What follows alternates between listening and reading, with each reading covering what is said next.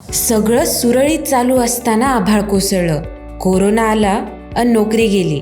नवरा बायको दोघांचीही. तरीही खचून न जाता, संकटाला पाठ न फिरवता खंबीरपणे उभ्या राहणाऱ्या यशस्वी उद्योजिकेला आज भेटूया. या आहेत जयश्रीताई वराडे. जयश्री वराडे उद्योग समूहाच्या सर्वेसर्वा. साई मशिनरीज कडून घेतलेल्या डाळ मिल पासून सुरू झालेला हा प्रवास आज शेंगा फोडणी मशीन, ऑइल मशीन, पापड मशीन असा तिन्ही बाजूनी विस्तारला आहे. मनात ठरवलं तर सगळं छान होतं आणि यश नक्की मिळवता येतं.